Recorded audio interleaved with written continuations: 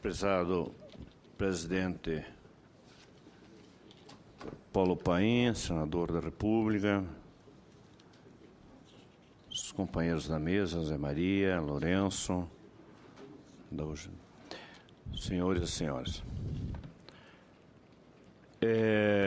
Falar da nossa Constituição, a Constituição Cidadã, eu acho que tem que voltar um pouquinho ao passado e lembrar a sua história da sua construção. Na época quando foi iniciada a Constituição, houve um movimento que a gente lembra muito claro da sociedade, inclusive pessoas que nunca foram políticos, e tentando participar dessa Constituição para construir um mundo melhor. E outros para tirar os proveitos que vocês abriam a oportunidade.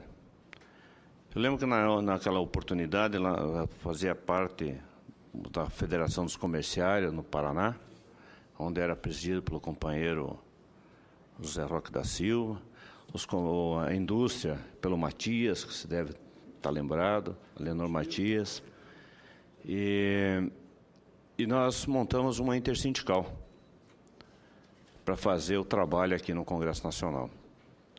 E na oportunidade foi feito na articulação junto com o Idésio Passos, que foi um dos parlamentares, um dos constituintes do Paraná, exatamente. E ele deu as coordenadas para a gente. E a gente criamos essa intersindical. E eu lembro que nós compramos 3 carros. Na época foi um Golzinho e aquela Belina e mais um Del Rey. E a Belina e o Golzinho nem ar-condicionado não tinha. E a gente vinha em 5 pessoas de Curitiba para cá. E a gente fazia um vai e vem na história, mas porque você vinha na sexta-feira, o outro carro descia na sexta, enquanto na outra semana vinha outro grupo de 5, e assim a gente foi andando durante o período da Constituinte. E era interessante que a gente chegava aqui na madrugada, muitas vezes havia uma pauta e dizia-se que a gente ia discutir questão social, que era o nosso interesse, na sala número tal, e os espaços eram muito limitados. A gente passava a noite praticamente de pé, encostado na parede, para ter o acesso naquela comissão. E quando as coisas complicavam, era mudado de sala, e a gente passava a noite inteira que nem bobo ali, fazendo papel de bobo, para esperar entrar numa sala, como uma sala que nem essa aqui. E depois de manhã cedo, quando a gente menos esperava, disse, não, a sala foi alterada. Era tática de guerra. Tática de guerra. Para esvaziar o movimento. Acabar com o movimento. Lá, e a gente acabava saindo e ia para uma outra. Quando chegava lá, o espaço já estava todo ocupado. Mas foi muito bom. Eu acho que movimentou o movimento sindical. Nós tínhamos, foi a sua estreia aqui dentro, estreia do Lula. Você lembra daquele encontro, acho que isso pode recordar, lá na CONTAG. Fizemos um grande encontro do movimento sindical na CONTAG e chegamos à pauta. Que depois foi eixo para o debate aqui dentro. Isso. E Cabral, o DIAP, uma participação muito forte, aonde que apareceu efetivamente o DIAP com a potencialidade dele, né? Então, eu acho que foi muito importante para nós. Só avisar para os companheiros que estão chegando, como são inúmeros convidados, teremos 2 mesas. Essa é a primeira mesa, depois vem a segunda mesa. Aqui é 10 minutos com mais 5 para cada um. Desculpe, Moacir, vou descontar teu tempo. Não, fica tranquilo. Então, só para fazer um preâmbulo dessa história, então quem participou dessa luta, eu acho que, assim, participou de um momento histórico do Brasil que veio ser a própria Constituinte Cidadã pelo Ulisses Guimarães. Foram 578 dias de trabalhos permanentes, certo? Muitas oportunidades, inclusive sábado e domingo. Teve 39 mil emendas analisadas em 8 comissões temáticas. Quer dizer, foi um volume de papel enorme, onde havia aquela distribuição de papel, você não vencia fazer a avaliação de todos esses trabalhos. Mas eu acho que nós conquistamos algumas questões. Veio a questão da jornada de 48 para 44, hoje nós estamos trabalhando para 40 horas, a licença maternidade de 120, hoje ampliada para 180, a paternidade de 5 dias, na época foi criada a maior da polêmica, por que essa licença paternidade, que o cara ia ir para o boteco, não sei o quê, quer dizer, a visão social era tão... O Alcenig era médico que defendeu. Exatamente. E vieram criticando muito, né? Por que a licença paternidade, né? O salário mínimo nacional, que tinha regional, quer dizer, hoje na prática nós acabamos criando novamente um salário mínimo regional, mas só que agora um salário mínimo regional mais acima do salário mínimo nacional, que é um avanço, porque no Paraná está R$ 915 o piso salarial para quem não tem convenção coletiva. Participação dos lucros, ainda a gente imagina, como se assim, temos uma quantidade enorme de empresas que não fazem a sua parte, e nós temos uma dificuldade enorme dentro das convenções coletivas de participar, de fazer nas convenções coletivas, né? A questão do aviso prévio proporcional, que agora, poucos dias atrás, o Supremo acabou dando atropelada, lamentavelmente, na casa, que eu acho que poderia ter sido de outra forma, mas acabou acontecendo. E a nossa Constituinte, nossa Constituição Cidadã, vira e mexe, ela vem tendo algumas alterações. Algumas positivas e outras que nos deixam muito preocupados. Uma das positivas, recentemente, foi a questão da inclusão das domésticas, dos direitos das domésticas, a emenda 72. Em compensação, nós tivemos, há algum tempo atrás, a emenda 45, que é um desastre para todos os trabalhadores. Que vem aquela emenda que, para você entrar com um dissídio coletivo, você tem que entrar em comum acordo. Quer dizer, só seu empregador concordar. Da onde que alguém está demandando com alguém, diz, não, faz o seguinte, entra na justiça contra mim que a gente vai discutir a questão lá. É a mesma coisa que você tem uma diferença com alguém, ou uma batida de carta, só entra na justiça que nós vamos acertar lá, mas eu vou te dar de pleno acordo. Isso nunca acontece. Quer dizer, foi uma puxada de tapete e a gente sabe como é que funciona muitas vezes as coisas aqui. Uma cochiladinha, as coisas vai. E às vezes a gente, lamentavelmente, o movimento sindical e a sociedade organizada passa por algumas dificuldades que a gente não consegue acompanhar. Tivemos a emenda 63, que introduziu a lei que disponibilizava sobre o piso nacional dos agentes comunitários, saúde, emendas, mas ainda existe 117 artigos sem regulamentação. E entre elas, a gente pode, o parágrafo 1º do artigo 7º, que foi um grande avanço para nós, o artigo 7º da Constituição, o artigo 8º também, mas a questão da demissão imotivada. Não temos ainda a possibilidade de ter um texto mais claro. Direito de greve do servidor público ainda, como se diz, está na pendência.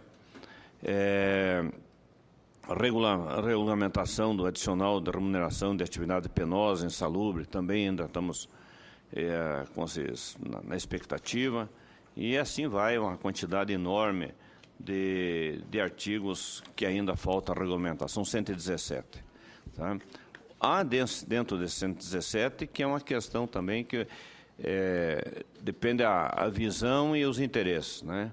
Tem o artigo 8º, para nós está limpo, como vocês não tem o que mexer ali, está bem claro. Mas há um segmento na sociedade que diz, não, tem que regulamentar. Não vejo o quê.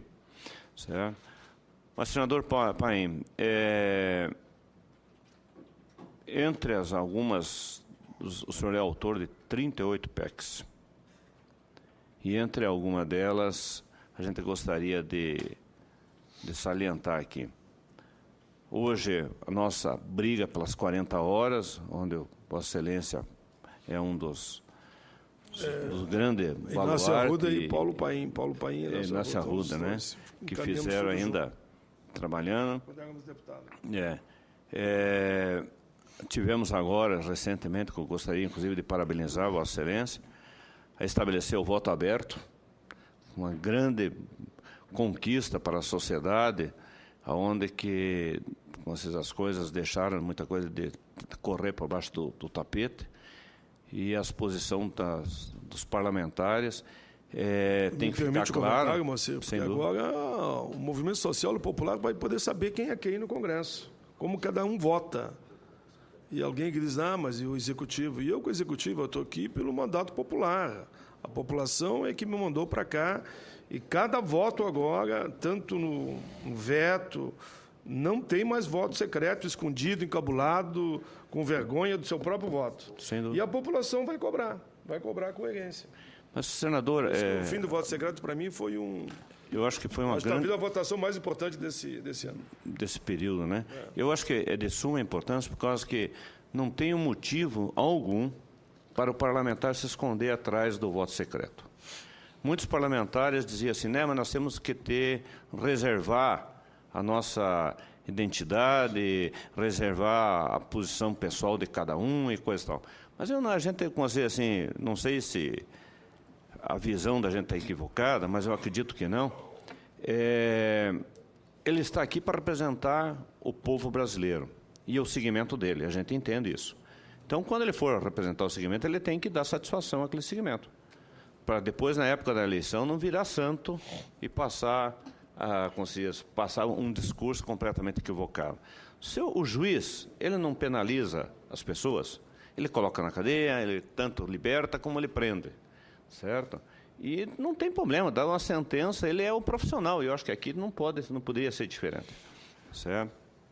Nós temos ainda alteração do parágrafo 2º do artigo 230 da Constituição Federal, que garante a gratuidade de transporte coletivo, urbano e intermunicipal da pessoa com deficiência, também de Vossa Excelência, e entre muitas outras ações que, vamos supor, teve a participação de Vossa Excelência, que a gente teria um tempo enorme aqui para fazer vocês discorrer.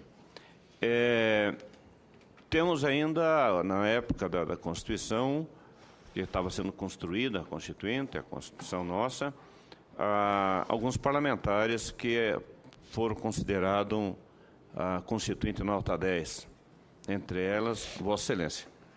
E nós temos um orgulho muito grande disso, pela posição, pela sua história, pela manter-os, como você sempre diz assim, que Vossa Excelência sempre teve um lado, e o lado todo mundo conhece, o lado trabalhador, independente da posição que venha. Tivemos uma quantidade enorme de pessoas que foram consideradas Constituinte nota 10. E o que mais me preocupou, senador, e hoje me preocupa, que alguns dos constituintes com nota 10 não conseguiram se reeleger. Entre eles, nós podemos pegar, que ainda estava falando do Edésio. E aquele que faleceu, que foi um baita companheiro. O que era do PC-do-B antigamente, inclusive, foi do PDT. Foi assessor das confederações. Lá de Minas Gerais, Sérgio Miranda. Sérgio Miranda. Certo. Um grande parlamentar. Então, se você pegar a quantidade... Faleceu há pouco tempo, né? Pouco tempo. Nós pegamos alguns parlamentares que tiraram nota 10 pelo Caó, que foi autor da lei Caó, não se elegeu. Não se elegeu. E que querem revogar agora, tem mais essa. Então, nós tivemos uma quantidade péssima que a sociedade não entendeu a articulação política e não deu valor a algumas figuras que a sociedade deve muito a eles, tá? pelas ações.